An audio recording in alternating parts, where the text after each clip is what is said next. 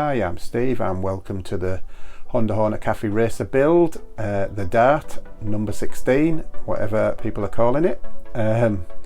If you're new to the channel, please subscribe. Most people are watching without subscribing. I know I keep banging on about it, but it doesn't cost anything and it helps the channel out. This is the second part of the video. The first part was on Wednesday. I'll put a link up there, and this is the second part, and then let's get straight into it.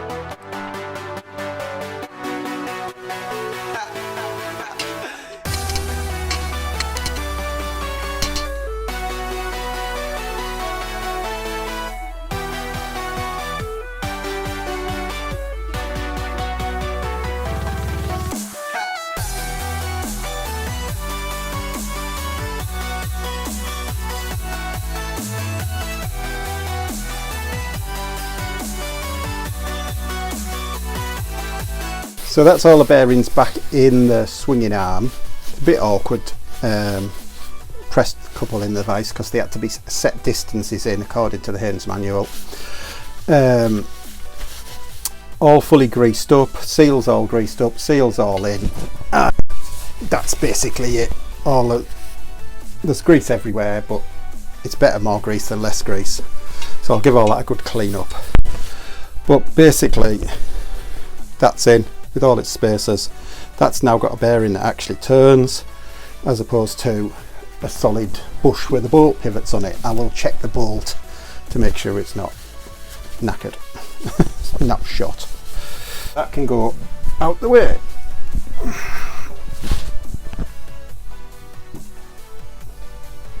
Frame there, obviously. Got the bearings to do on that.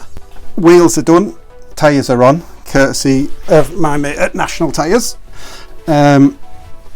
Discs are coming back off.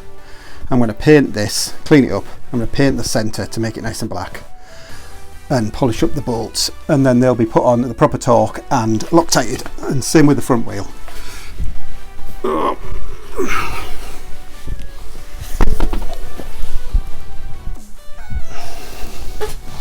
I've got to get off the front tyre. Get a new front tyre, they also put a big sticker on it and all the crap sticks to it, so I've got to get all the sticky stuff off. I think WD-40 is what possibly the best, get that off. Possibly that brake cleaner that I've just got. Because I want to put the frame onto the engine, then I've got to get this engine painted again. So you can see there, it's polished up. There might be a few little bits to do, but I've basically gone round wire brushed it again. I don't know if it was easier to do when it was black, at least you could see when it was coming off, and the paint's arrived, and I've gone through, I've done a lot of research online of why the paint didn't work. The paint I used before was high coat engine enamel. It said not to use a primer, that it had high adhesion, and I don't know why it was clean. It's definitely not the fact that the engine wasn't clean. It could be that it was too cold. I've got the heater, I'm going to crank the heater up. It's warm today, it's really warm. I don't know why it didn't stick. Whether it just takes, because the engine can't be run and bake it, whether it just takes a lot longer to dry. It just didn't seem right. And I've read online that a few people have had issues with this paint. It was a budget paint, but I could get it quickly. So, but looking online, everybody always says, and I would normally agree, a primer onto bare metal, especially aluminium, which can be awkward to paint. I wondered if the high coat was better suited to a cast steel block, a cast iron engine block. Don't know. So one with the primer, but there's very few very high temperature primers. I didn't mix paints, which is another mixed brands of paints.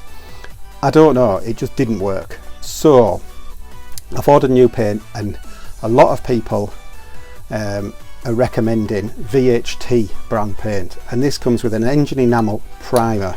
So I've got the primer and I've got the satin black. This comes in a lot of colours to match factory colours and the satin black, so I'm a lot happier with that.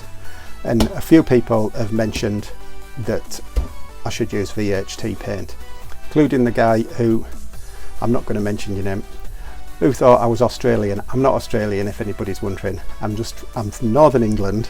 When we're on holiday, people have said that we sound Australian, or possibly Scandinavian, strangely enough. But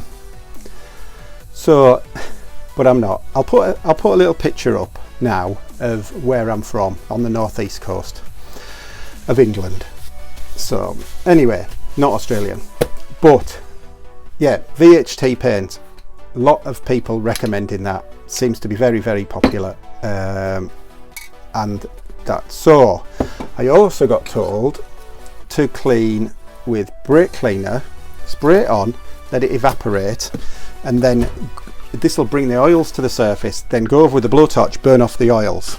I don't know whether that's going to make a difference, but I'm prepared to try, and it can't do any harm. In the brake cleaner is good stuff anyway. So I'm not going to bore you with all that, but I will get back to you when I've painted the engine. Okay, that's it for this time. So I've made a bit of progress, as you can see here. There's the water pump and the starter motor, and the engine has had its first paint on the back side. I've followed the paint instructions to the letter. So 1 light coat 10 minutes, 1 light coat 10 minutes, 1 medium coat 30 minutes, colour on the same, light coat, medium coat. Reading it, it said don't overcoat within 7 days. So rather than roll it round, even though it's dry, rather than roll it round and then risk something going wrong, I'll leave it 7 days, then I'll turn it over so I can do the second coat. But that has gone on fantastic. It looks like a factory coating. It's so smooth, it's really good. Really impressed with that VHT paint. And the nozzle, the paint just spray really nicely. So I can highly recommend the VHT paint.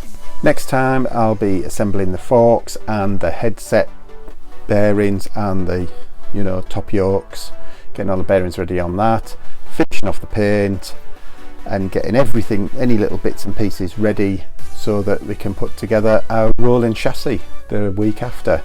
So those are the next 2 videos, and if you haven't voted in the poll, go on and vote on the poll. Don't forget to subscribe, and I will see you next Wednesday.